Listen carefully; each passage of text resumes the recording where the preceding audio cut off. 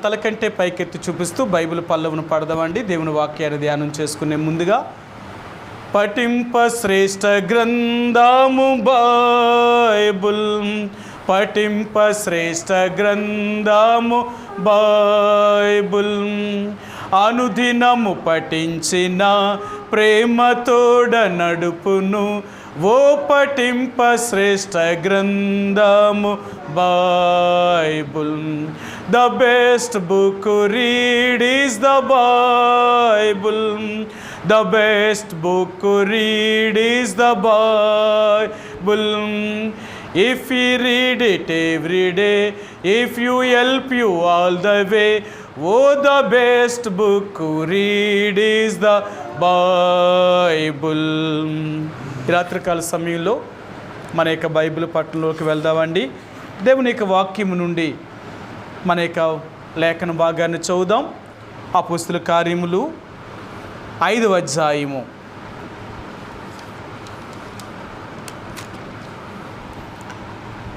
అపోస్తలుల కార్యములు 5వ అధ్యాయము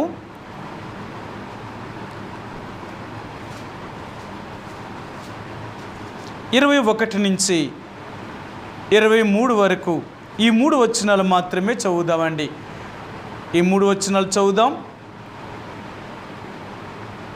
అపోస్తలుల కార్యములు 5వ అధ్యాయము 21 నుంచి 23 వచనాలు ఉత్తర ప్రత్యుత్తర రీతిగా చదువుదాం. మార్చి చదువుదాం. వారు ఆ మాట విని తెల్లవారుగానే దేవాలయములోనికి వెళ్ళి బోధించుచుండిరి. ప్రధాన యాజకుడును అతనితో కూడా ఉన్నవారును వచ్చి మహాసభ వారిని ఇశ్రాయేలీల పెద్దలనందరినీ పిలువనంపించి వారిని తోడుకొని రండని బంట్రోతులను చెరసాలకు పంపిరి.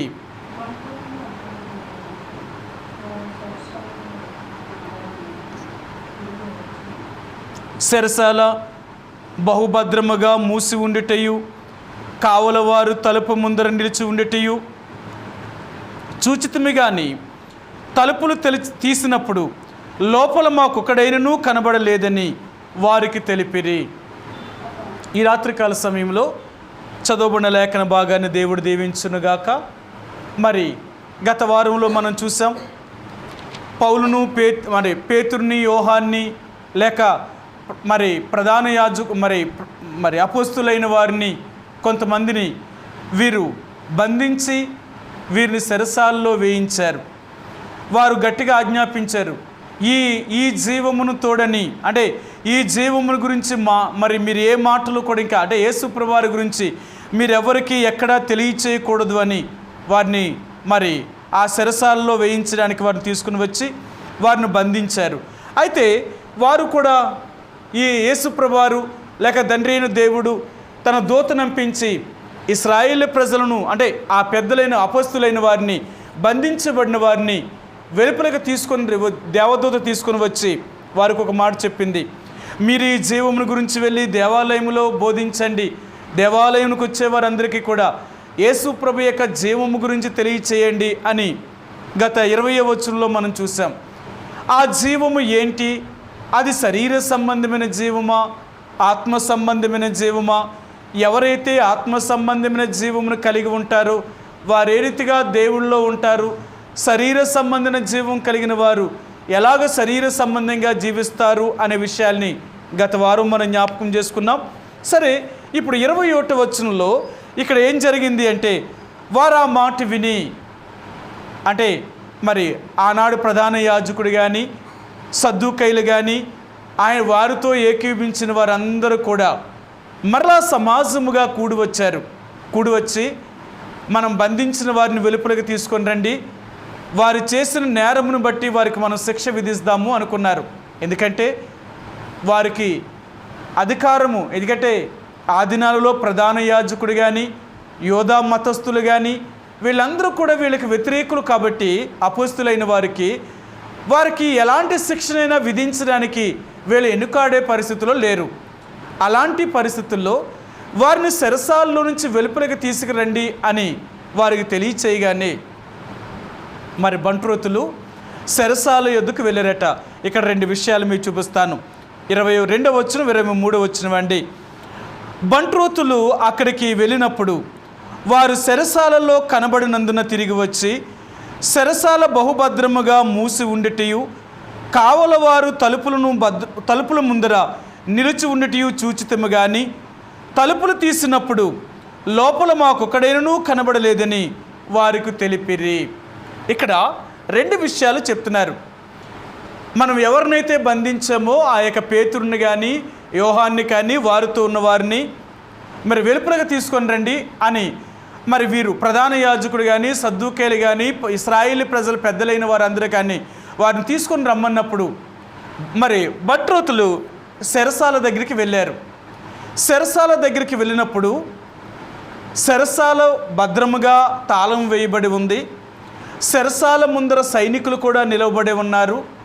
వీరు వెళ్ళి ఆ చెరసాల యొక్క తలుపులు తెరిచి లోపల చూసినప్పుడు వాళ్ళ బంధించబడిన పేతురు కానీ యోహాను కానీ తక్కిన వారు ఎవరూ కనబడలేదు. ఇది ఆశ్చర్యము. వేసిన తాళాలు వేసినట్లుగానే ఉన్నాయి. రెండవదిగా చెరసాల ముందర సైనికులు కూడా కాపలా ఉన్నారు. కానీ లోన ఉన్నవారు ఏమయ్యారో అర్థం కావట్లేదు. అది ఎలా సాధ్యం? వాళ్ళకి అర్థం కాలేదు. వెంటనే తిరిగి వచ్చి, అయ్యా మేము మీరు చెప్పినట్లుగా చెరసాల దగ్గరికి వెళ్ళాము.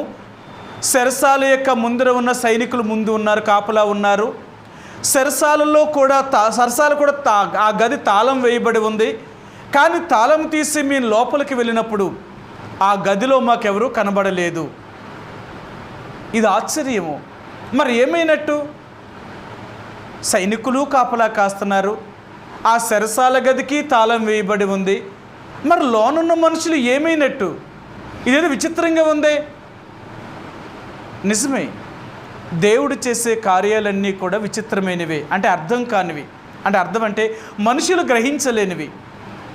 దేవుని ప్రజలను దేవుడు కాపాడాలి అనుకుంటే ఎంత భద్రము, అంటే ఎంత కఠినంగా వారిని బంధించాలన్నప్పటికీ కూడా దేవుడు వారిని విడిపించాలి అనుకుంటే, దేవుడు వారిని కాపాడాలి అనుకుంటే ఆయన వారిని అంటే తన ప్రజలను ఎవరూ కూడా ఏమీ చేయలేరు.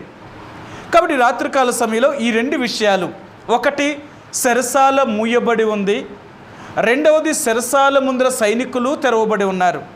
నేను ప్రభువును చాలా ప్రార్థన చేశాను. ప్రభువా ఏం చెప్పను, బైబిల్ పట్టణం ఇది కదా మా ధ్యానము, మరి ఏం చెప్పను అంటే ఈ మాటలు చదువుతున్నప్పుడు నాకు ఈ రెండు మాటలే దేవుడు గుర్తు చేశాడు. ఒకటి, చెరసాల మూయబడి ఉంది, చెరసాల ముందర సైనికులు భద్రముగా కాపలా కాస్తున్నారు, ఆయనను లోన ఉన్నవారు లోన లేరు. అందుకని ఏంటి చెరసాల? నేను ప్రభువుని అడుగుతూ వచ్చినప్పుడు దేవుని యొక్క ప్రజలు అంటే ఇంతకుముందే కాదు, అంటే ఇప్పుడే కాదు, ఇంతకుముందు కూడా అనేక మందిని దేవుడు తన ప్రజలను ఇలాగే భద్రం చేసుకుంటూ వచ్చాడు.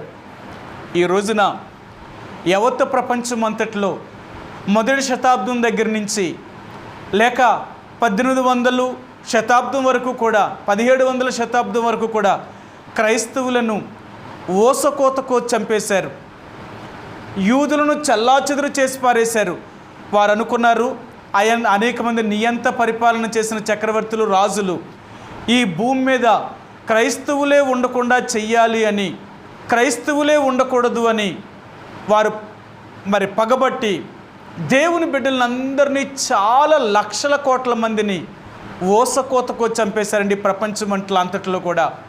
కానీ ఎవరైతే దేవుని ప్రజలు ఉండకూడదు అనుకొని దేవుని ప్రజలు హింసించారో వాళ్ళే చనిపోయారేమో కానీ దేవుని యొక్క ప్రజలు ఎప్పటికీ అంతము కాలేదు. కారణం ఏంటంటే దేవుని యొక్క ప్రజలను ఎవరూ అంతం చేయలేరు. అది దేవుడి యొక్క అనుమతి అయితేనే కానీ, దేవుడి యొక్క సంకల్పం అయితేనే కానీ ఈ భూమి మీద ఇంకెవ్వరూ కూడా అలాంటి పని చేయలేరండి. కాబట్టి ఆనాడు ప్రధాన యాజకుడు కానీ, ఇశ్రాయేలు పెద్దలు కానీ, సద్దూకైలు కానీ వారు అలాగే అనుకున్నారు. దేవుని యొక్క ప్రజలైన లేక ఆయన సేవ చేస్తున్న అపోస్తుల్ని వీరు కూడా బంధించి వారిని కూడా చంపివేయాలి అనుకున్నారు. అలాంటి పరిస్థితుల్లో వీరిని చెరసాల్లో బంధించినప్పటికీ కూడా, చెరసాల యొక్క తాళం వేయబడినప్పటికీ కూడా వారు లోన ఉన్న మనుషులు లోన లేరు, తాళం వేసినట్టే ఉంది. మరి ఎలాగొచ్చారు బయటికి? దేవుడే తన ప్రజలను బయటికి తీసుకొచ్చాడు. ఆయన తన సేవకులైన వారిని బయటికి తీసుకొచ్చాడు. ఇక్కడ దేవుడు జ్ఞాపకం చేసేది ఏంటంటే, ఈ చెరసాల, ఈ జైలు అనేది మనకేం చూపిస్తుందంటే బంధించబడ్డం చూపిస్తుంది.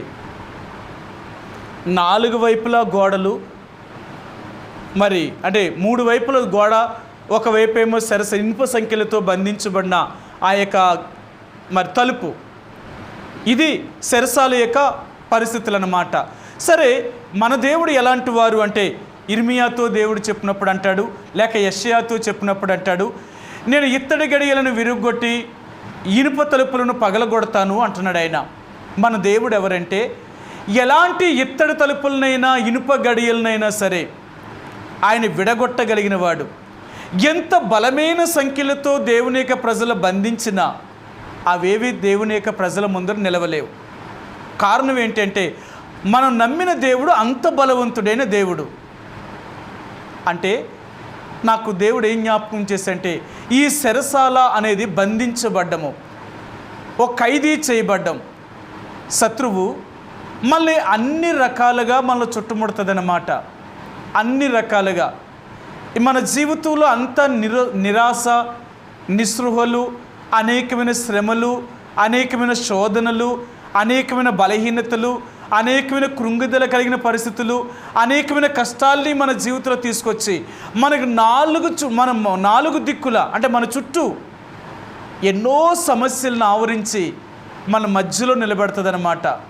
ఇప్పుడు చెప్పు, నీ దేవుడు అన్నావు కదా, నువ్వు దేవుడిని నమ్మేనని చెప్పుకున్నావు, మీ దేవుడు మిమ్మల్ని కాపాడుతాడని చెప్తున్నావు కదా, ఇలాంటి పరిస్థితుల్లో మీ దేవుడు మిమ్మల్ని కాపాడుతాడా?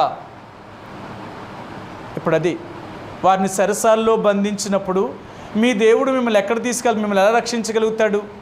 మీరు జైల్లోనే ఉండండి, రేపు మేము మీకు మరి నేరారోపణ మోపి మీకు మరణశిక్షణ విధిస్తాము అని వారు దురాలోచన పన్నారు. కానీ దేవుడు దాన్ని గ్రహించిన వాడై వారి యొక్క దురాలోచనల నుండి తన ప్రజలను లేక తన సేవకులైన వారిని విడిపించడం కొరకే దేవుడే ఈ కార్యాన్ని సంకల్పించాడు. అందుకనే ఆ రోజు రాత్రి దేవుడు తన దూత నంపించి చెరసాల్లో ఉన్న వారిని వెలుపలకు తీసుకుని వచ్చి, మీరు వెళ్ళి దేవాలయంలో నిలబడి ఈ జీవుని గురించి దేవాలయంలోకి వచ్చే వారందరికీ సాక్ష్యం ఇవ్వండి అని దేవుడి యొక్క ఆజ్ఞ చేత దూత వారికి ఆజ్ఞాపించి చెరసాలలో నుంచి బయటికి తీసుకొచ్చింది. కాబట్టి ఈ రోజున దేవుడు అనేది ఏంటంటే, మనల్ని కూడా ఎలాంటి చెరసాల లాంటి బంధకాల్లో ఉన్నప్పటికీ కూడా మన బంధకాల్లో నుంచి విడుదల చేయగలిగిన వాడు. మీ అందరికీ అంటే బైబిల్ గ్రంథంలో ఇంతకుముందు మనకు తెలుసు, ఇశ్రాయేలు ప్రజల్ని ఐగుప్తు దేశంలో నుంచి వెలుపలకు తీసుకొస్తున్నప్పుడు వారు ఎర్ర సముద్రం దగ్గరికి వచ్చినప్పుడు వెనకాల ఏమో ఫరో యొక్క సైన్యము, ముందేమో ఎర్ర సముద్రము ఉన్నప్పుడు ఇశ్రాయేలీలు మధ్యలో ఉన్నారన్నమాట. వెనక చూస్తే ఫరో యొక్క సైన్యము రథాలు గుర్రాలతో వారు తరుముకు వస్తున్నారు. ముందుకు వెళదామంటేనేమో ఎర్ర సముద్రం వారికి సముద్రమే అడ్డొచ్చింది. వీళ్ళు ప్రయాణం ఇంక ఎటెల్లాలో తెలియక వీళ్ళెంతో కృంగిపోయిన పరిస్థితిలో దేవుడు వారిని అద్భుతముగా సముద్రమును పాయలు చేసి తన ప్రజలైన ఇశ్రాయేలు వారిని సముద్రమును దాటి అవతలికి తీసుకెళ్ళాడండి. అది మన దేవుడు. ఇంతవరకు వారికి ముందు నడిచిన మేఘము వారి వెనుకలకు వచ్చి వారికి వెనక్కి వచ్చి ముందు నడుచున్న వారికి వెలుగును, వెనకాల నడుచున్న వారికి చీకటిని కలిగించింది కనుక ఐగుప్తీయులు ఆ రాత్రంతరియు ఇశ్రాయేలు ప్రజలు తరిగినప్పటికీ కూడా వారు ఇశ్రాయేలు ప్రజలను కలుసుకోలేకపోయారు. ఎందుకంటే ఆ చీకటిలో వారి ప్రయాణము సాగలేదు. కాబట్టి ఈ రాత్రి దేవుడు మనకు జ్ఞాపకం చేసేది ఏంటంటే, తన ప్రజలైన ఇశ్రాయేలు ప్రజల్ని లేక తనకి సేవకులైన అపోస్తులైన వారిని దేవుడు ఎలాగైతే విడిపించాడో ఈ రాత్రి దేవుడు మనకు అంటున్నాడు, నీ జీవితంలో ఎలాంటి బంధకాలు ఉన్నా, నీ జీవితంలో ఎలాంటి చెరసాల యొక్క అనుభవంలోకి వెళ్ళినా, నీ చుట్టూ శత్రువుల సమూహము అనేకమైన శోధనలు నీ చుట్టూ నిన్ను బంధించినా భయపడకు. ఎందుకంటే నేను నిన్ను కాపాడగలిగిన వాడిని, నేను నిన్ను విడిపించగలిగిన వాడిని. శత్రు సమూహం నీ చుట్టూ ముట్టిన, అనేకమైన పరీక్ష పరిశోధనలు నీ చుట్టూ వచ్చినా నేను నిన్ను కాపాడుతాను. మనుషులుగా నీకెవరూ సహాయం చేయడానికి లేకపోయినా దేవుడిగా నేను నీతో ఉన్నాను. అందుకని ఆనాడు అపోస్తులకి మానవ సహాయం ఏదీ లేకపోయినా దేవుడే వారికి సహాయం చేసి చెరసాలలో నుంచి వెలుపలకు తీసుకొచ్చాడండి. అందుకని ఈ రాత్రి దేవుడు మనకు నేర్పించేది ఏంటంటే, చెరసాల అనేది బంధించబడడం చూపిస్తుంది. యేసు ప్రభువుని నమ్ముకున్న తర్వాత నా జీవితంలో ఇలాంటి బంధకాలు, ఇలాంటి శ్రమలు, ఇలాంటి నిందలు, లేక అనేకమైన పరీక్షా పరిశోధనలు మన జీవితంలోకి వచ్చినప్పుడు దేవుడు వాటన్నిటిలో నుంచి మనల్ని తప్పిస్తాడు. ఎప్పుడు కృంగిపోవద్దు. శత్రువు మనకి చేసేది ఏంటంటే నిరుత్సాహాన్ని, కృంగుదలను తీసుకొచ్చేదన్నమాట. మనం ఎప్పుడైతే కృంగిపోతామో, ఎప్పుడైతే నిరుత్సాహం కలిగి ఉంటామో అలాంటి పరిస్థితుల్లో మనం జయించలేమన్నమాట. చూడండి, చాలామంది చెరసాలలో వేయబడిన అనేక మందిని చూస్తే చెరసాలలో నుంచే వాళ్ళు ఎన్నో గొప్ప కార్యాలు చేశారు. వారికి ఎన్నో గొప్ప ఆలోచనలు వచ్చాయి. నేను బైబిల్ గ్రంథంలో కొన్ని బైబిల్లో నుంచి చూపిస్తాను, కొన్ని లోకములో జరిగిన విషయాలు కూడా చూపిస్తాను. అనేక మంది భక్తుల్ని అనేక సార్లు వారు కూడా చెరసాలలో వేసినప్పుడే దేవుడు ఎన్నో అద్భుతంగా వాళ్ళ ఆత్మశక్తి చేత ఎన్నో విషయాలు తెలియచేశారు. ఒకటి, అపొస్తలుడైన పేతురుని ఆనాడు రోమా ప్రభుత్వం బంధించి జైల్లో వేసింది. అప్పటికి అపొస్తలుడైన పౌలు చాలా సంవత్సరాలు చెరసాలలోనే ఉండిపోయాడు. అలాంటి పరిస్థితుల్లో అనుకున్నారు ఇంకందరూ కూడా, ఇక దేవుని యొక్క పరిచర్య ఇంకెవరు చేస్తారు? బోధించే పౌలుని అంత బలంగా బోధించేవాడినే చెరసాల్లో బంధించారే, ఇప్పుడు ఎలాగాని సంఘము లేక ఆనాడు దేవుని యొక్క ప్రజలు ఎంతో కలవరమైన పరిస్థితిలో ఉన్నప్పుడు అపొస్తలుడైన పౌలుకి దేవుడు ఒక అద్భుతమైన ఆలోచన దయచేశాడు. పౌలా, నువ్వు బంధించబడినప్పటికీ కూడా నా వాక్యము బంధించబడకూడదు, నా పరిచర్య బంధించబడకూడదు. కాబట్టి నువ్వు చెరసాలలో నుంచే నా పరిచర్య చెయ్యాలా, జైల్లో ఉండే నా పరిచర్య చెయ్యాలా. ఎలా? ప్రభు చెప్పాడు. ఇక్కడ నేను నీతో మాట్లాడతాను, ఒక్కొక్క సంఘం గురించి ఉన్న విషయాలు నీకు చెప్తాను. వారిని ఆత్మీయంగా బలపరచు, వారిని గద్దించు, వారిని సరిచెయ్యి అనేది దేవుడు చెరసాల్లో ఉండి 13 పత్రికలు రాయించాడు. ఆయన రోమీలకు రాసిన పత్రిక దగ్గర నుంచి తీతునకు రాసిన పత్రిక వరకు కూడా, అపొస్తలుడైన పౌలు రాసిన పత్రికలు ఇవన్నీ కూడా ఎక్కడుండి రాశాడు అంటే జైల్లో ఉండే రాశాడు. ఈ 13 పత్రికలు చూస్తే క్రైస్తవ్యంలో ఎంతో బలంగా ఒక విశ్వాసకు కావలసిన మాటలన్నీ కూడా అపొస్తలుడైన పౌలు ఈ 13 పత్రికల్లో రాశాడు. పత్రికలు అంటే సామాన్యమైనవి కాదు. ఆనాడు అపొస్తలుడైన పౌలు రాసిన పత్రికలన్నీ కూడా జీవముతో కూడిన పత్రికలు. అవి ఈ రోజుకి కూడా ఆ పత్రికలు చదువుతున్న వారు కానీ, ఆ పత్రికల్లో రాయబడిన మాటలు వినుచున్న వారికి కానీ జీవము కలుగుతూనే ఉందండి. వారి బలహీనతల నుండి కానీ, వారి యొక్క పడిపోయిన స్థితి నుండి కానీ, వారి ఆత్మీయమైన ఎదుగుదల కోసము కానీ ఇలాంటి ఎన్నో విషయాలు పౌలు ఆ పత్రికల్లో రాశాడు. అందుకని అపొస్తలుడైన పౌలు అంటాడు, నేను బంధించబడిన దేవుని యొక్క పరిచర్య బంధించబడలేదు అంటాడు ఆయన. దేవుని యొక్క ప్రజలు చెరసాలలో బంధించబడినంత మాత్రానికి దేవుని యొక్క పరిచర్య ఎప్పుడూ ఆగిపోదండి, అక్కడి నుంచే ప్రారంభమవుతుంది.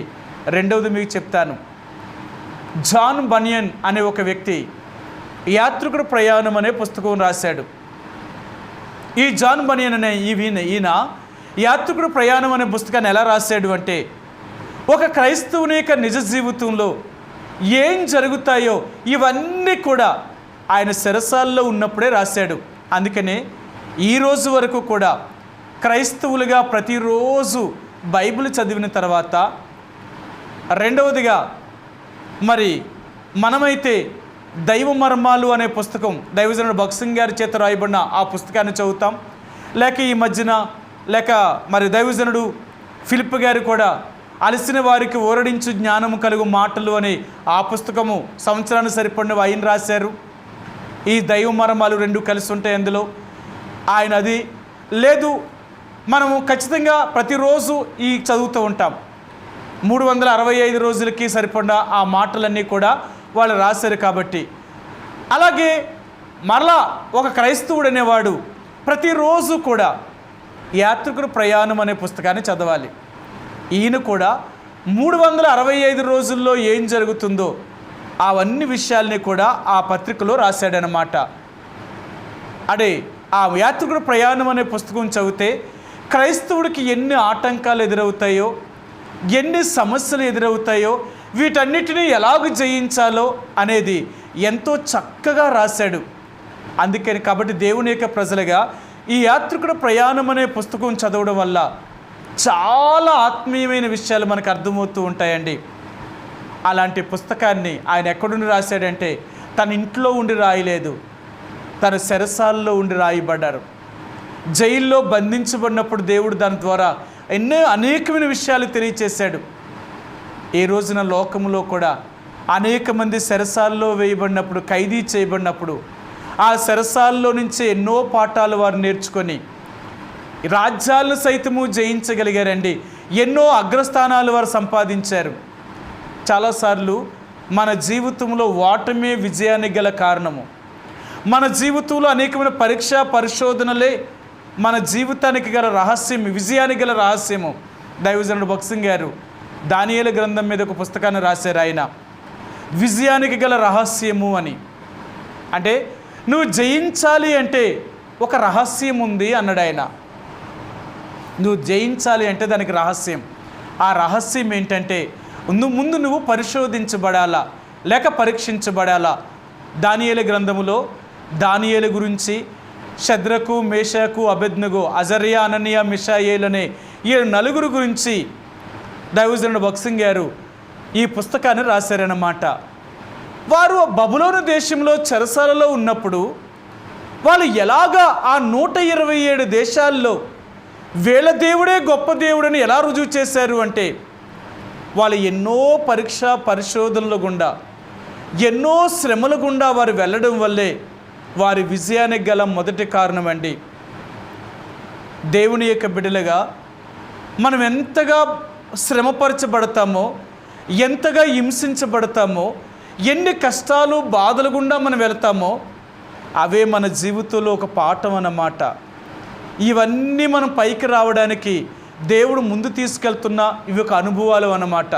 అంతేకాని కష్టాలు వచ్చినప్పుడు, బాధలు వచ్చినప్పుడు, శ్రమలు వచ్చినప్పుడు కృంగిపోవడానికి, నిరుత్సాహపడడానికి ప్రయత్నం చేయకూడదు.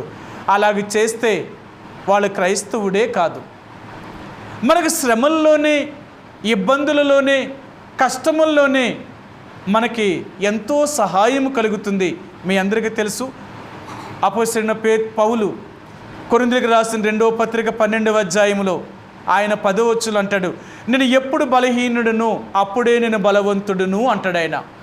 అంటే దేవుని యొక్క శక్తి ఎప్పుడు మనకు పరిపూర్ణమవుతుంది అంటే మనం బలహీనులుగా చేయబడినప్పుడు, మనం బంధించబడినప్పుడు, మన చుట్టూ శత్రువు అనేకమైన సమస్యలు తీసుకొచ్చినప్పుడు అప్పుడే మన విజయానికి గల రహస్యం అన్నమాట.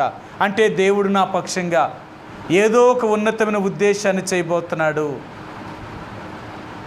దైవజనుడు భక్సింగ్ గారు మొట్టమొదట ఈ పరిచర్యను ఆయన ప్రారంభించక ముందు దేవుడు ఆయన వాడుకోవడం మొదలుపెట్టినప్పుడు మెడ్రాసులో భక్సింగ్ గారి మీద ఎన్నో నిందలు మోపారు. ఆయన ఒక అంత్యక్రీస్తు, తప్పుడు బోధకుడు అని ఎన్నో రకాలుగా భక్సింగ్ గారి మీద ఎన్నో చెడ్డ నేరారోపణ మోపారు.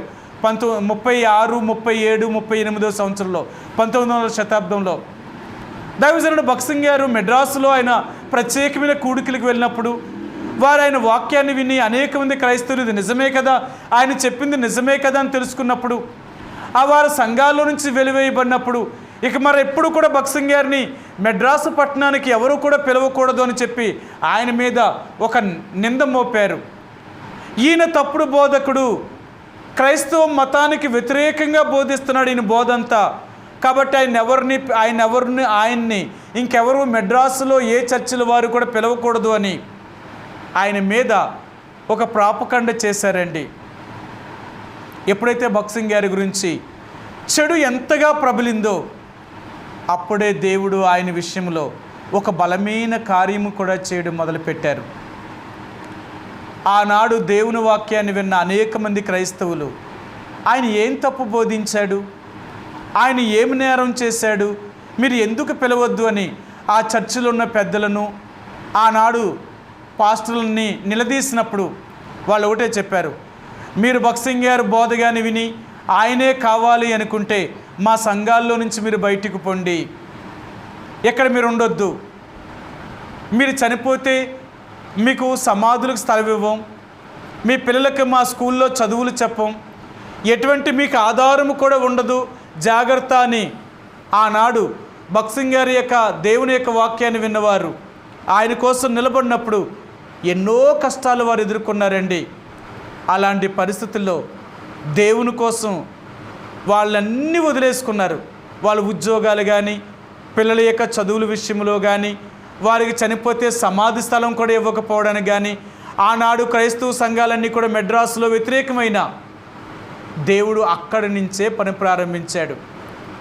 దైవజనుడు భక్సింగ్ గారు 1941-40 సంవత్సరంలో మెడ్రాసులో ఆయన పరిచర్యను ప్రారంభించినప్పుడు రోజు రోజుకి సంఘము ఎంత విస్తరించిపోయిందో, మెడ్రాసు పట్టణం అంతా కదిలిపోయిందన్నమాట. కారణం ఏంటో తెలుసా? ఆ దైవజనుడి మీద ఎన్ని నేరారోపణలు మోపారో. అతని చుట్టూ ఒక వలయం వలె అతని చుట్టూ శత్రువును మోహరించినప్పటికీ కూడా దేవుడు అతనికి విజయాన్ని కలుగచేశాడు. అదే దేవుడు అంటున్నాడు, నేను చేసేదేంటో తెలుసా? మీరు అపాయములో ఉన్నప్పుడు కానీ, మీరు కష్టములో ఉన్నప్పుడు కానీ, శత్రువు మిమ్మల్ని చుట్టుముట్టినప్పటికీ కూడా నేను మిమ్మల్ని విడిపించగలిగిన వాడిని, కాపాడగలిగిన వాడిని అంటున్నాడు ఆయన. అందుకనే చెరసాల యొక్క అనుభవం అంటే బంధించబడిన దేవుని యొక్క ప్రజల్ని ఆయన విడిపించగలిగిన వాడు. ఎలాంటి బంధకాలు, ఈ లోకములో నీకు ఎలాంటి బంధకాలు ఉన్నప్పటికీ కూడా, శత్రువు అనేక రకాలుగా నీ చుట్టూ అనేక రకాలైన సమస్యలు తీసుకొచ్చినప్పుడు, నువ్వు మధ్యలో బంధించబడినప్పటికీ కూడా ఆ బంధకాల నుంచి దేవుడు విడుదల చేయగలిగిన వాడు. బైబిల్ గ్రంథంలో నుంచి ఒక మాటను చూపిస్తాను. కొరింథీయులకు రాసిన 2వ పత్రిక 4వ అధ్యాయము. కొరింథీయులకు రాసిన 2వ పత్రిక 4వ అధ్యాయము 7 నుంచి నేను చదువుతాను, చూడండి. ఆయనను ఆ బలాధిక్యము మామూలమైనది కాక దేవునిదై ఉండినట్లు మంటి ఘటములలో ఈ ఐశ్వర్యము మాకు కలదు. ఎటుపోయినను శ్రమపడుచున్నను ఇరికింపబడి వారము కాము, అపాయములో ఉన్నను కేవలము ఉపాయము లేని వారము కాము, తరమబడుచున్నను దిక్కి లేని వారము కాము, పడద్రోయబడినను నశించు వారము కాము. యేసు యొక్క జీవము మా శరీరమందు ప్రత్యక్షపరచబడుటకై యేసు యొక్క మరణానుభావమును మా శరీరమందు ఎల్లప్పుడూ వహించుకొని పోవుచున్నాము.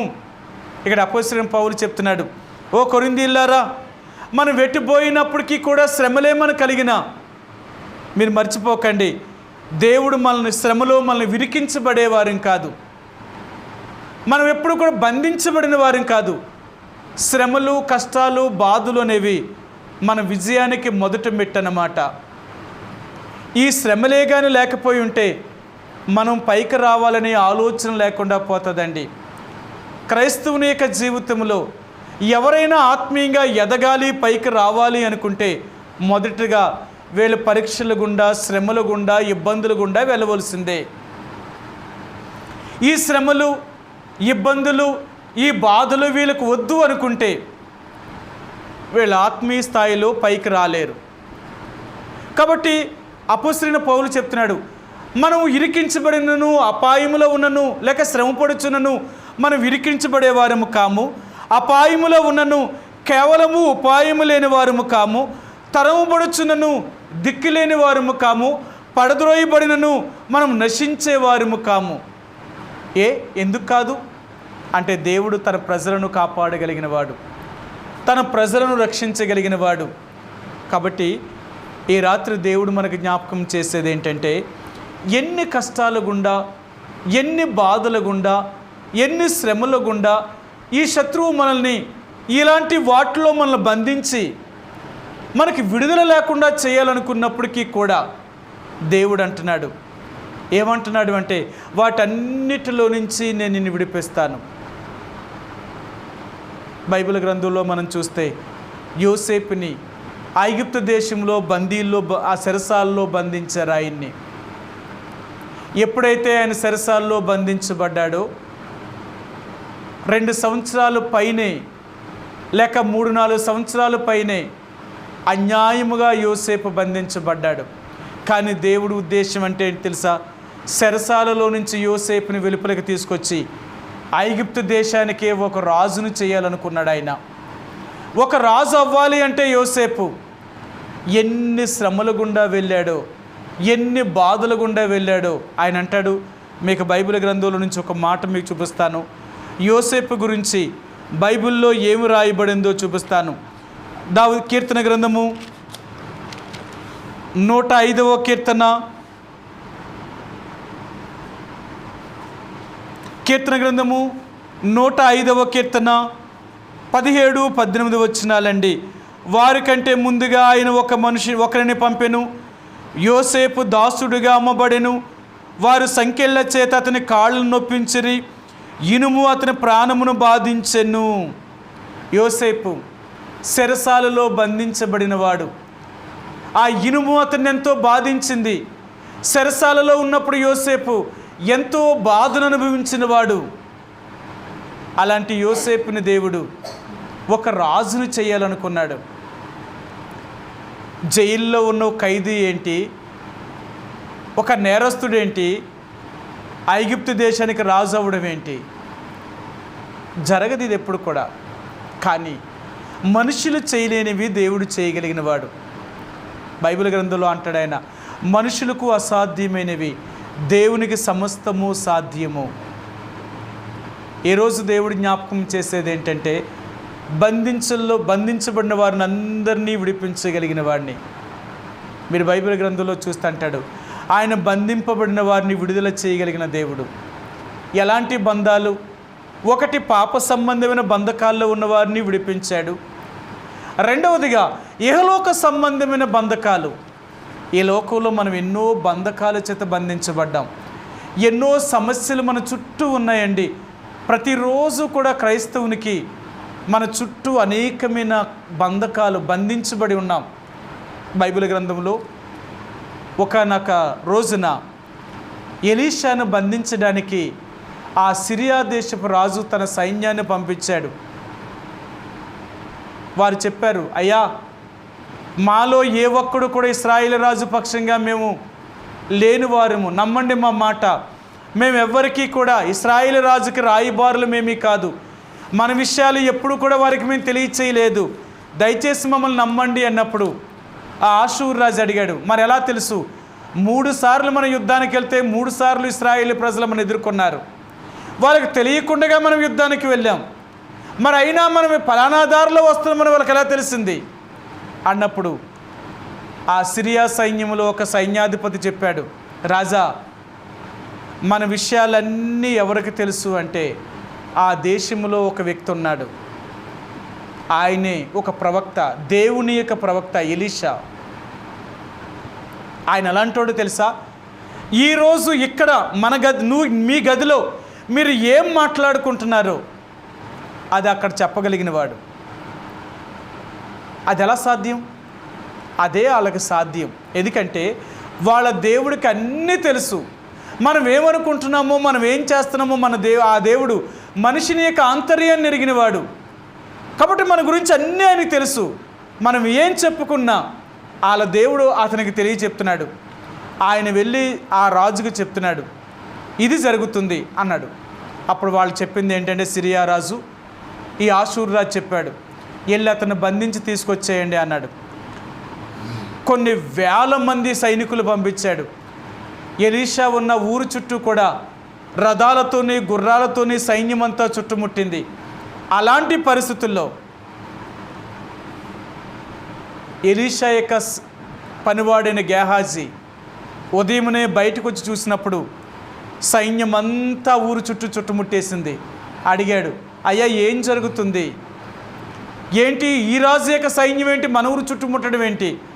ఏంటంటే అప్పుడు చెప్పారు, నీ యజమానుడైన ఎలీషాను తీసుకుపోవడానికి సిరియా రాజు తన సైన్యం అంతటిని కూడా పంపించాడు అని చెప్పగానే గేహాజీ వెంటనే ఎలీషా దగ్గర పరిగెత్తుకొని పోయి చెప్పాడు, నాయనా మనల్ని తీసుకొని పోవడానికి సిరియా రాజు తన సైన్యమంతుడితో మన ఊరంతటినీ చుట్టుముట్టాడు, ఈ రోజు నిన్ను బంధించి తీసుకుని వెళ్ళిపోతారంట అని చెప్పగానే ఎలీషా అన్నాడు, ఏ గెహాజీ, ఆషూరు రాజుకే ఎంత సైన్యం ఉంటే మన దేవుడికి ఇంకెంత సైన్యం ఉందో తెలుసా? ఆషూరు రాజు యొక్క బలమంతా మనుషులే, మన బలమంతా మన దేవుడు. సరే నువ్వు చూస్తూ ఉండు అని దేవుడు ఒక ఎలీషా ప్రార్థన చేశాడు. దేవా, ఆ సిరియా రాజు యొక్క సైన్యము, అంత గొప్ప సైన్యాన్ని చూసి గెహాజీ భయపడ్డాడు. అయితే మా చుట్టూ నువ్వు ఎంత సైన్యాన్ని పెట్టావో దయచేసి వీడు చూసినట్లుగా వీడి కన్నులు తెరువు అని ప్రార్థించినప్పుడు దేవుడు గెహాజీ యొక్క కన్నులు తెరిచినప్పుడు వెంటనే అన్నాడు, అయ్యా నీ చుట్టూ అగ్నిరథాలు అగ్ని గుర్రాలు మరి పర్వతం చుట్టూ ఉన్నాయి అని చెప్పగానే అప్పుడు అన్నాడు, గెహాజీ, మనం రక్షించడానికి మన దేవుడు చాలా గొప్పవాడు. అప్పుడు దేవుణ్ణి ప్రార్థన చేశాడు ఎలీషా, ప్రభువా, ఏ సిరియా రాజు యొక్క సైన్యం అయితే నన్ను తీసుకుపోవడానికి ఆ రాజు సైన్యాన్ని పంపించాడో వాళ్ళందరినీ అంధత్వంతో మొత్తు, అంటే వారి కన్నులు మూసే అన్నాడు, వాళ్ళందరినీ గుడ్డివారిని చేసే అన్నాడు. సిరియా రాజు యొక్క సైన్యం ఎలీషాని తీసుకుపోవడానికి వచ్చిన సైన్యం అంతా కూడా గుడ్డివారుగా చేయబడ్డారండి. అప్పుడు ఎలీషా వారి దగ్గరికి వెళ్ళి అడిగాడు, మీరందరూ కూడా ఇప్పుడు మీ కండ్లు కనపడతలేదు కదా, ఒకరి చెయ్యి ఒకరు పట్టుకోండి, నేను మిమ్మల్ని అందరినీ తీసుకుని వెళ్తాను అని చెప్పి ఒకరి చెయ్యి ఒకరు పట్టుకున్న తర్వాత ఎలీషా ఆ ముందు నడిచేవాడు చేయి పట్టుకొని రండి నా కూడా అని చెప్పి తీసుకుని వెళ్ళి ఇశ్రాయేలు యొక్క రాజు దగ్గర తీసుకుని వెళ్ళి చెప్పాడు, రాజా, సిరియా రాజు నన్ను తీసుకుపోవడానికి మన దేశాన్ని నాశనం చేయడం కొరకే సైన్యాన్ని పంపించాడు, ఇదిగో ఈ సైన్యం అంతా. వెంటనే ఇశ్రాయేలు రాజు అన్నాడు, అయ్యా వీళ్ళందరినీ నరికేయమంటావా? అయితే చెప్పాడు, ఇలాంటి గుడ్డివాడిని మనం ఎందుకు నరకడం, వద్దు, నేను ప్రార్థన చేస్తానని ఎలీషా ప్రార్థన చేశాడు. మరలా, ప్రభువా, వీరందరి కన్నుల్ని మరలా తెరువుము అని ప్రార్థన చేయగానే సిరియా రాజు యొక్క సైన్యం సైనికులందరి కళ్ళు కూడా మరి చూడడం మాకు ప్రారంభించారు. వీళ్ళు చూసేటప్పటికే ఇశ్రాయేలు రాజు యొక్క కోటలో ఉన్నారు, సైన్యం అంతా కూడా తప్పించుకోవడానికి అవకాశం లేదు. అప్పుడు చెప్పాడు, రాజా, వీళ్ళకందరికీ కడుపు నిండా వంట చేసి భోజనము చేసి వీళ్ళకి భోజనం పెట్టి మరలా తిరిగి వాళ్ళని పంపించే అన్నాడు. చూడండి, ఎందుకంటే దేవుని ప్రజల్ని ఎవ్వరూ ఏ హాని చేయలేరు. ఒకవేళ దేవుడు అనుమతిస్తే దాన్ని ఎవరూ ఆపలేరు, దేవుడు అనుమతిస్తే దాన్ని ఎవరూ ఆపలేరు. కాబట్టి ఈ రోజున దేవుడు జ్ఞాపకం చేసేది ఏంటంటే, చెరసాలలో బంధించబడిన వారిని అందరినీ విడిపించగలిగిన వాడు మన దేవుడు. ఎవరు అంటే, ఎలాంటి బంధకాల్లో ఉన్నా, ఎలాంటి బాధల్లో ఉన్నా, ఎలాంటి కష్టాలు ఇబ్బందులు గుండా మనం వెళ్ళినా మనం నమ్మిన దేవుడు మనన్నిటిలో నుంచి విడిపించగలిగిన వాడు. ఎప్పుడు భయపడకు. అలాగే బైబిల్ గ్రంథంలో, ఈ దానియేలు గ్రంథంలో కూడా ఇశ్రాయేలు ప్రజను చెరగును తీసుకొచ్చిన ఆ నెబుకద్నెజర్ రాజు కాలములో దోరా అనే మైదానములో రమారమి ఆ 80 అడుగుల ఎత్తుగల బంగారు విగ్రహాన్ని నిలబెట్టాడు ఆ రాజు. దానికి ఎవరైనా నమస్కారం చేయకపోయినా, దానికి ఎవరైనా మరి పూజించకపోయినా వాళ్ళందరినీ మండుచున్న అగ్నిగుండంలో పాడేస్తానని చెప్పాడు. అలాంటి పరిస్థితుల్లో కూడా అజరియా, అననీయా, మిషాయేలు వీళ్ళు ముగ్గురు కూడా ఒకటే చెప్పారు, రాజా, నువ్వు నిలవబెట్టిన బంగారు విగ్రహానికి మేము వంగము, నమస్కారం చేయం. ఒకవేళ నువ్వు మమ్మల్ని చంపాలనుకుంటున్నావేమో, ఒకవేళ అగ్నిగుండంలో మమ్మల్ని వేసేస్తావేమో, ఆయనను ఈ అగ్నిగుండానికి కూడా మేము భయపడము. నెబుకద్నెజరు, మేము సేవించుచున్న దేవుడు జీవము కలిగిన వాడు, మమ్మల్ని రక్షించడానికి సమర్థుడు. ఒకవేళ ఈ అగ్నిగుండములో నుంచి దేవుడు మమ్మల్ని రక్షించకపోయినా అందులోన్నా కాలిపోయి చచ్చిపోతామేమో, కానీ మేము ఆ విగ్రహానికి నమస్కారం పెట్టము అన్నారు. చూడండి ఎంత ఛాలెంజ్ విసిరారో. అలాంటి పరిస్థితుల్లో వీరిని ముగ్గురిని కూడా వారి బట్టలతోటి అగ్నిగుండంలో పారేసినప్పుడు అగ్ని వారికి ఏ హానియూ చేయలేదు. అంతేకాదు వారి వెంట్రుకల్లో ఒక వెంట్రుకైనను కాలలేదండి. వాళ్ళ బట్టలకు కూడా పొగవాసన కూడా పట్టలేదు. ఆశ్చర్యం. అగ్నిగుండాన్ని 7 అంతలు రెట్టింపు చేశారు. విసిరిన వారే కాలిపోయి చచ్చిపోయారు జ్వాలల చేత, కానీ వీళ్ళ చావలేదు. ఇది ఎలా జరిగింది అంటే దేవుడు తన ప్రజలను అగ్నిలో నుండి కూడా కాపాడగలిగిన వాడు. అది అందుకనే దేవుడు అంటున్నాడు, నేను చెరసాల్లో కాపాడమే కాదు, ఈ లోకములో నీకు ఎలాంటి సమస్యలు వచ్చినా కూడా కాపాడగలుగుతాను. మనం నమ్ముకున్న దేవుడి మీద మనకున్న విశ్వాసం ఏంటో తెలుసా? మనకి ఏ కష్టం వచ్చినా, ఏ బాధ వచ్చినా, ఏ బలహీనత వచ్చినా, ఏ అవసరత వచ్చినా మనం దేవుడి దగ్గరికి వెళ్ళి ప్రార్థన చేస్తాం. ప్రభువా, నేను ఇలాంటి ఆపదలో ఉన్నాను, ఇలాంటి కష్టంలో ఉన్నాను, ఇలాంటి అవసరతలో ఉన్నాను, నాకు నువ్వు తప్ప ఎవరున్నారు, నాకు నువ్వే సహాయం చేయాలి తండ్రి అని మనం ప్రార్థన చేయగానే మన దేవుడు మనకు సహాయం చేయగలిగిన వాడు. ఎక్కడి నుంచి ఎలాగ సాయం చేస్తాడంటావా? అది ఎవ్వరికీ తెలియదు. నిన్ను విడిపించడమే ముఖ్యం, నీకు సహాయం రావడమే ముఖ్యం. అది ఎక్కడి నుంచి వచ్చింది, ఎలాగొచ్చింది అనేది నీకు అనవసరం. మన దేవుడు అలాగ చేయగలిగిన వాడు.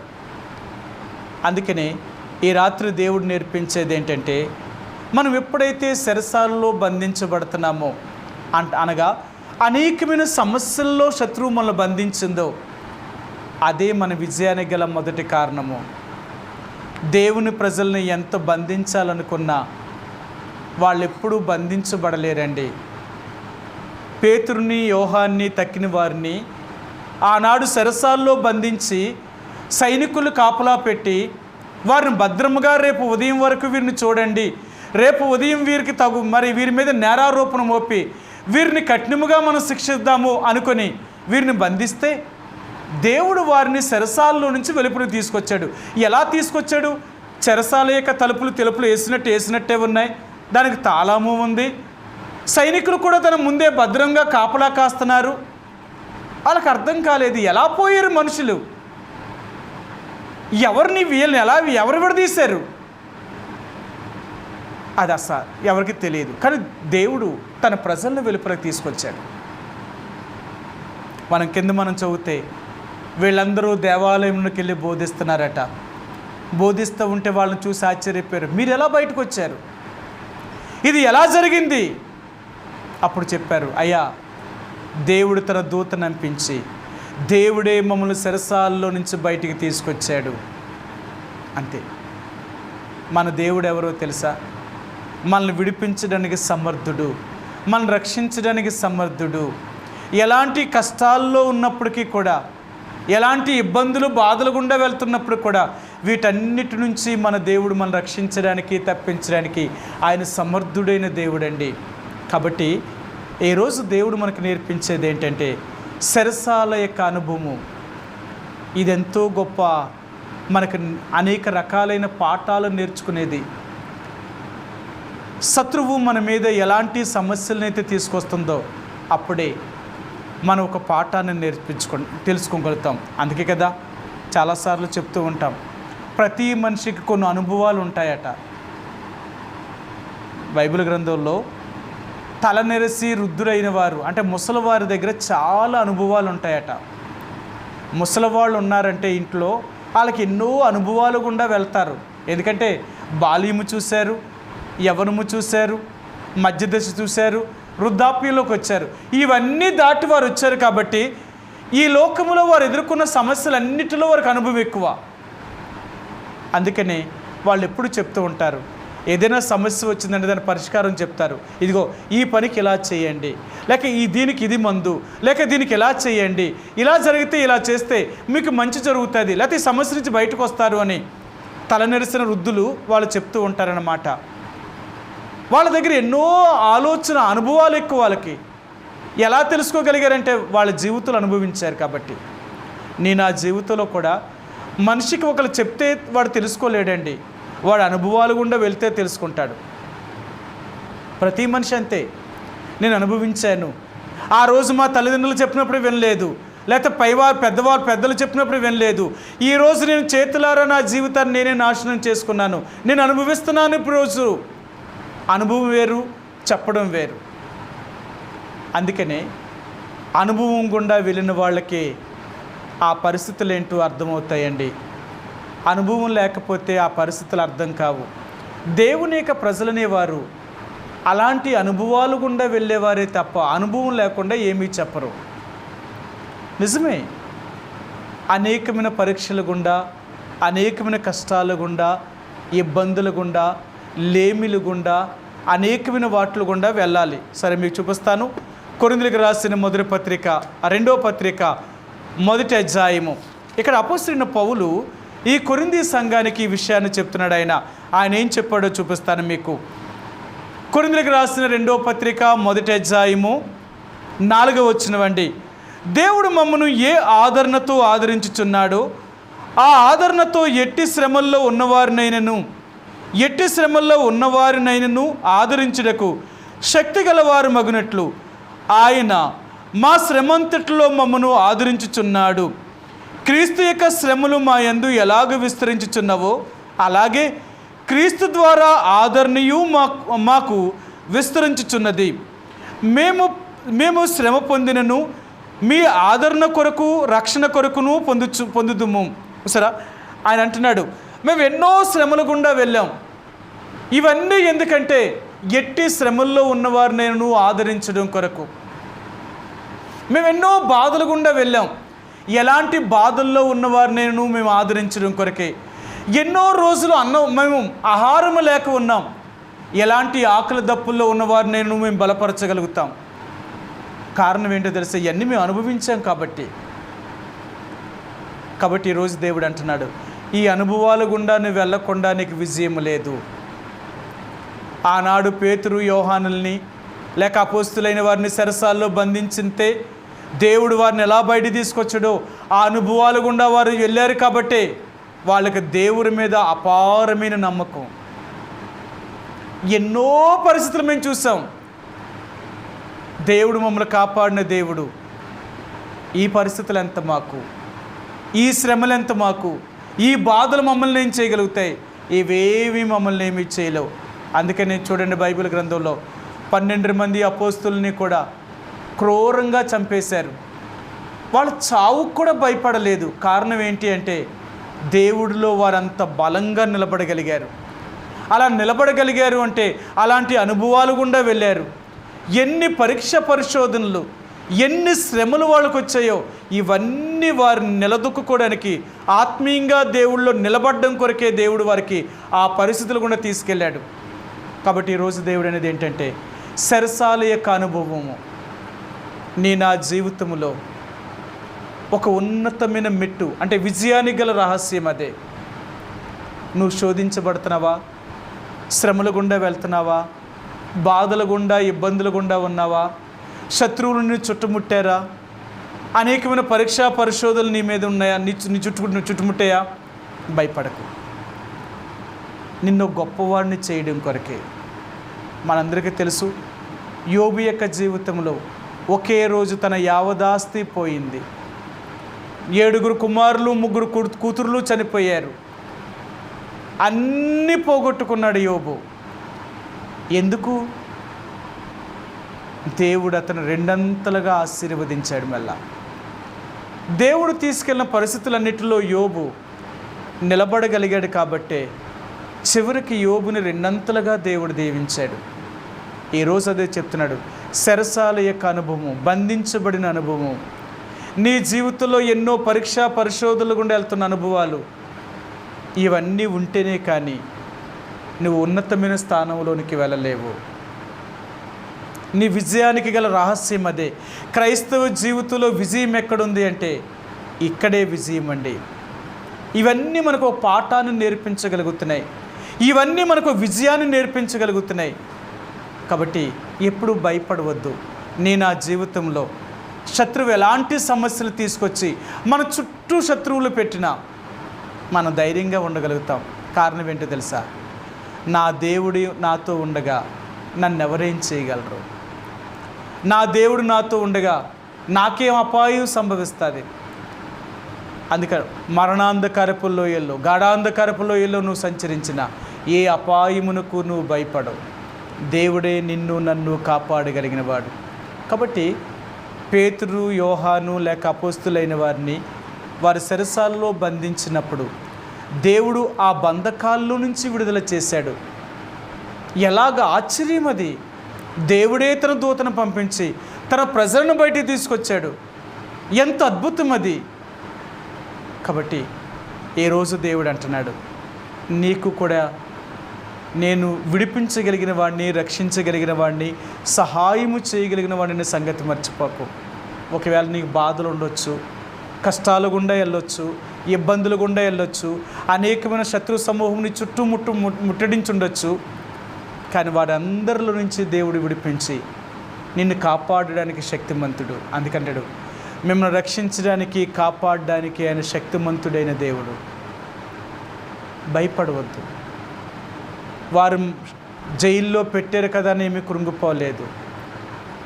వాళ్ళ దేవుని మీదే నమ్మకం కలిగి ఉన్నారు కాబట్టి దేవుడు వారిని విడిపించాడు. అలాగే నా జీవితంలో కూడా ఎన్ని సమస్యలు గుండా వెళుతున్నా, ఈ సమస్యలన్నీ కూడా ఎప్పుడు భయపడక వాటిని చూసి నా దేవుడు వీటన్నిటిలో నుంచి తప్పించగలిగిన వాడు. మేము అపాయములో ఉన్నను ఉపాయము లేని వారము కాము, మేము పడద్రోయబడినను దిక్కు లేని వారము కాము, మేము శ్రమపడుచును ఇరికింపబడేవారము కాదు. మర్చిపోకు, దేవుడు ఎప్పుడూ మనల్ని విడిచిపెట్టడు. మనం దేవుళ్ళో ఉన్నంతకాలము లోకం ఎన్ని సమస్యలు మనం చుట్టుముట్టినా వాటన్నిటిలో నుంచి దేవుడు మనం రక్షించగలిగిన వాడు. ఆ రీతిగా ఈరోజు దేవుడు అంటున్నాడు, ఇలాంటి బంధకాలు ఈ లోకంలో ఎన్ని నీ జీవితంలోకి వచ్చినా, నా బ్రతుకులో ఉన్న వీటన్నిటి నుంచి దేవుడు విడిపించి మనల్ని కాపాడగలిగిన వాడు, రక్షించగలిగిన వాడు. ఆ రీతిగా దేవుడు మనకి కూడా ఆ రీతిగా ప్రభు సహాయం చేయనుగాక. ప్రార్థించుకుందాం. మా ప్రేమ కలిగిన పరలోకమందున మా తండ్రి, ఈ రాత్రికాల సమయంలో బైబిల్ పఠనంగా మీ సన్నిధికి మమ్మల్ని సమకూర్చినందుకు మీకు లెక్కలేనన్ని వందనములు, స్తోత్రములు చెల్లించుకుంటున్నాం. ప్రభువా, ఈ రాత్రికాల సమయంలో బైబిల్ పఠనం కొరకే మీ సన్నిధిలోనికి మేము వచ్చి ఉంటుండగా అపోస్తుల కార్యములు 5వ అధ్యాయం 21వ వచనంలో తండ్రి, వారిని ఆ ప్రధాన యాజకులు, ఇశ్రాయేలు పెద్దలందరూ కూడా ఆ సైనికుల్ని పిలిచి చెరసాల్లో ఉన్న పేతురు, యోహానులు, అపోస్తులను తీసుకొని రమ్మన్నప్పుడు వారు ఆ చెరసాల దగ్గరికి వెళ్ళారు. చెరసాల ముందు ఉన్న సైనికులు కాపలా కాస్తున్నారు. చెరసాల లోనకెళ్ళి చూసినప్పుడు వారికి వీళ్ళు కనబడలేదు. ఎలాగే ఏం జరిగిందనేది వారికి అర్థం కాలేదు. వెంటనే వారు మరలా అధికారుల దగ్గరికి వచ్చి, అయ్యా, మేము చూసాం, చెరసాల యొక్క తలుపులు వేసినట్టే ఉన్నాయి, సైనికులు కూడా కాపలా కాస్తున్నారు, కానీ వారు మాత్రము లేరు అని చెప్పారు. ప్రభువా, నీ ప్రజలను రక్షించడానికి, మీ దాసులైన వారిని రక్షించడానికి మీరు ఎంత శక్తిమంతుడో మీరు జ్ఞాపకం చేశారు. మీరు ఇత్తడి తలుపులను పగులుగొట్టి ఇనుప గడియలను విరగ్గొట్టే దేవుడు. శత్రువు ఎలాంటి బంధకాలు బంధించినా ఆ బంధకాలన్నిటిలో నుంచి విడుదల చేయగలిగిన దేవుడు. అపోస్తలుడైన పౌలు చెప్పినట్లుగా, నేను చెరసాలలో బంధించబడినప్పటికీ దేవుని యొక్క పరిచర్య, దేవుని యొక్క వాక్యం బంధించబడలేదు అని చెప్తున్నాడు. మేము శ్రమలో ఉన్నా మేము ఇరికించబడేవారము కాదు, మేము అపాయములో ఉన్నా ఉపాయము లేని వారము కాము అని, మేము తరవబడుచున్న దిక్కులేని వారము కాము అని, మేము పడద్రోయబడిను తిరిగి లేవగలిగిన వారము అని ప్రభువా మీరు అపోస్తలుడైన పౌలు ద్వారా జ్ఞాపకం చేశారు. నిజమే తండ్రి, ఎన్నోసార్లు మేము కూడా అనేకమైన శ్రమల ద్వారా, అనేకమైన ఇబ్బందుల ద్వారా, అనేకమైన కష్టాల ద్వారా శత్రువు మా చుట్టూ తన సైన్యాన్ని మోహరించినప్పటికీ, అనేకమైన పరిశోధనలు గుండా మమ్మల్ని తీసుకువెళ్తున్నప్పటికీ ప్రభువా, వీటన్నిటిలో నుంచి మమ్మల్ని రక్షించి తప్పించడానికి సమర్థుడైన దేవుడు తండ్రి. అంత గొప్ప దేవుడు. ఆనాడు ఎలీషాని కాపాడిన దేవుడివి, యోసేపుని విడిపించిన దేవుడివి, దానియేలుని, షద్రకు, మేషకు, అబేద్నెగోల్ని విడిపించిన దేవుడివి. పేతురు, యోహానులు, అపోస్తులను విడిపించిన దేవుడివే. ఈనాడు మాతో కూడా మీరు మాట్లాడుతూ వస్తున్నారు. నేను మిమ్మును కూడా విడిపించగలిగిన వాడిని, కాపాడగలిగిన వాడిని, రక్షించగలిగిన వాడిని మీరు చెప్తున్నారు. అందుకే మీకు హృదయమారా కృతజ్ఞతాస్తుతులు చెల్లించుకుంటున్నాం. ప్రభా, ఈ రాత్రికాల సమయంలో మేము కొద్దిమందిగా మీ సన్నిధికి వచ్చిన మీ వాక్యాన్ని వినగలుగుట్లో మాతో మీరు ఇచ్చిన లేఖన భాగాలు బట్టి వందనాలు. ఇలాంటి బంధకము లాంటి శరసాల్లో మేము బంధించబడినా మీరు మమ్మల్ని విడిపించగలిగిన దేవుడు అని రుజువు చేసినందుకు మీకు వందనములు, స్తోత్రములు చెల్లించుకుంటున్నాను. ఈ రాత్రికాల సమయంలో ప్రభా, నీ ఇంటికి వచ్చిన నీ బిడ్డలను కనికరించండి. సదులిడియా సిస్టర్ వారి కుటుంబాన్ని బలపరచండి. తన భర్తను రక్షించండి. తన కుమారుడిని, తన కుమార్తె కుటుంబాన్ని కూడా రక్షించండి. సోదరిని కూడా బలపరచండి. అలాగే ప్రభా, మరి ప్రిస్కిలా సిస్టరు మరి విజయవాడ వెళ్ళుంటుండగా తన ట్రైనింగ్ కొరకే సహాయం దయచేయండి. అలాగే ప్రభా, నీ ప్రజలైన వారు ఆయా దూర ప్రాంతాలు వెళ్ళి ఉంటుండగా వారిని కాపాడు క్షేమంగా రాగలుగుట్లో కృప చూపించండి. దేవేదన రాలేకపోయిన వారికి మరొక తరుణాన్ని దయచేయండి. అలాగే మోహన్ని కూడా కనికరించండి. దేవ, తను రాసిన ఎగ్జామ్స్లో విజయాన్ని దయచేసి ఆత్మీయంగా బలపరచండి, తోడుగుండండి.